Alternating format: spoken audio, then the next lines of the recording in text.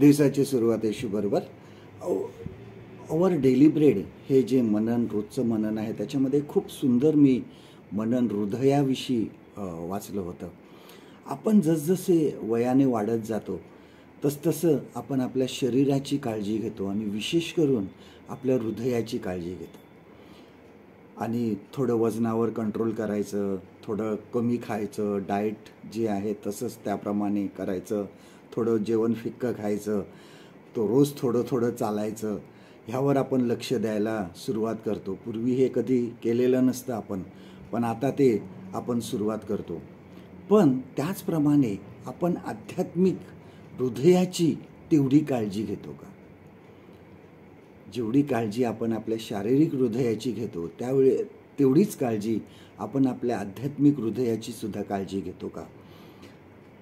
आपले सर्व विचार, आपले सर्व इच्छा, आपले सर्व निर्णय, आपण काय बोलावे, कोणाबरोबर बोलावं, कसं बोलावं, कुठलं काम करावं, चांगलं की वाईट, गर्व, द्वेष, इतरांविषयी हेवा, प्रेम करणं किंवा वाईट योजना, ह्या सर्व गोष्टी हृदयामधून येतात.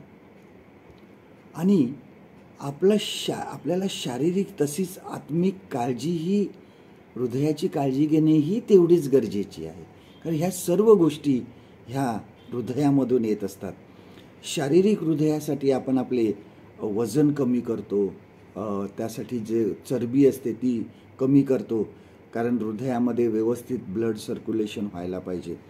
मग आध्यात्मिक हृदयासाठी आपल्या पापांची ओझी जी आहेत ही खूप वजनदार आहेत. आपल्या नको त्या चिंता आहेत त्या वजनदार आहेत, काळजी आहे ती वजनदार आहे. ह्या सर्व आपण कमी करायला पाहिजे. एकदम टेन्शन आपण घेत नाही. ह्यासाठी आपल्या हृदयासाठी आपण ब्लड प्रेशरसुद्धा आटोक्यात आणतो. बघा, ब्लड प्रेशरसुद्धा वाढलं तरी हृदयाला त्रास होऊ शकतो. त्यासाठी आपण शांत राहण्याचा प्रयत्न करतो, कुठलंही एकदम एक्साईट लगेच होत नाही. त्याचप्रमाणे आपल्या आध्यात्मिक हृदयासाठी सुद्धा विश्वासाने जगण्याचा प्रयत्न करा. शांत राहा, देवावर विश्वास ठेवा, कुठल्याही गोष्टीची काळजी करू नका, कारण देव तुमच्या संगती आहे. त्यानंतर शारीरिक हृदयासाठी आपण योग्य तेच खातो. जे वाईट आहे किंवा ज्यामुळे आपल्याला त्रास होईल असं आपण खाण्याचं टाळतो. त्याचप्रमाणे आध्यात्मिक हृदयासाठी सुद्धा देवाच्या वचनाचं सेवन करा. देवाचं वचन नित्य नियमाने रोज खाणं खूप गरजेचं आहे. आपल्या शरीरामध्ये ते घ्या. आज तुम्ही तुमचे आध्यात्मिक हृदय तपासून बघितलं आहे का? नसेल तर परत एकदा तपासून बघा. आज डॉक्टरांचा डॉक्टर जो परमेश्वर आहे त्याच्याकडे जा, प्रार्थना करा, त्याचं मार्गदर्शन करा, त्याच्याकडून तपासून घ्या तुमचं आध्यात्मिक हृदय.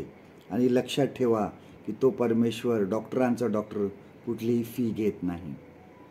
आजचं देवाचं वचन आपल्यासाठी हे आहे, नीतिसूत्र याचा 4 अध्याय आणि 23 वचन, प्रोव्हर्ब्स चॅप्टर 4 and verse 23. सर्व रक्षणीय वस्तूपेक्षा आपल्या अंतःकरणाचे विशेष रक्षण कर, कारण त्यात जीवनाचा उगम आहे. परमेश्वर करो आजचा दिवस तुमचा आशीर्वादित करो.